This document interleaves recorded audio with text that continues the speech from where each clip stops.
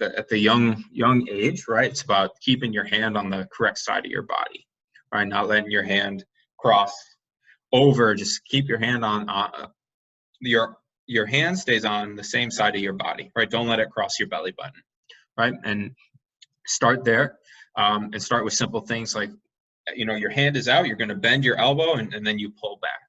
And that's worked really well for the little kids.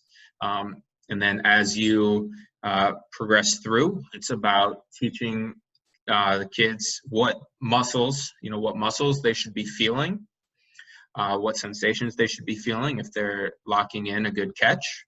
And then at the next level, it's about let's once they're kind of grown and developed, all right, let's find what hand position is best for you.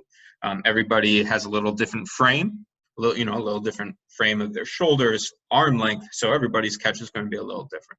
So what can we do to make this something that you believe is the best catch for you?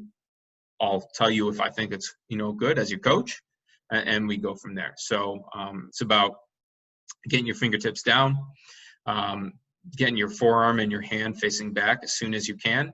And then the key thing is not rushing. Right? Another key thing is not rushing the catch, right? Set yourself up. Don't start to try pull back until you're set up, right? Until your hand is facing back, until your forearm is facing back, until, the inner part of your bicep is facing back. You don't have to really start pressing back yet. You're just going to miss water, and you're going to move the water around you, which means the water that you actually do catch is going to be a little weaker. So just be patient.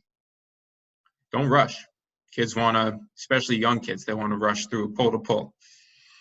You look at the top freestylers, and you look at, it looks like their arm is out front forever when they're swimming freestyle. You watch Thorpe, Vanderkay, you watch any of those great freestylers, Hackett, their arm, Hackett was a little quicker, but they get their arm out and they leave it out, and that water around them is so still, and then they're on it. You know what I mean? Yeah, I think that's so key what you just said. The water is just still, their hand is there, and it just feels like time just stops when they're grabbing onto that water, and it's just a thing of beauty. And I think that you're right, that's kind of the final progression in terms of developing, an elite skill set in swimming.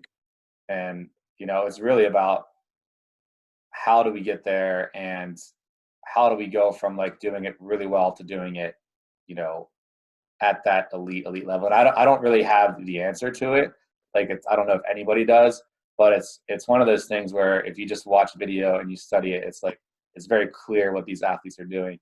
And, it's up to us as coaches, I guess, to try to figure out how to get our athletes to perform a skill at that type of level. I do think there's definitely a strength element to it, but I also think if you're working with kids on developing a really good high elbow catch and teaching them how to feel the water really well, and teaching them how to use those big muscles to hold on to the water, to engage through the pool, that they can develop that sense of feel and that muscular connection, and if they do it repeatedly over time, that they can develop the strength necessary through doing that movement to actually do it at elite level. I mean, you mentioned earlier about the principle of specificity, right? You can do tons of push-ups, pull-ups, bench press, whatever weight exercise you want to do outside of the water. You got to be able to apply that strength to swimming.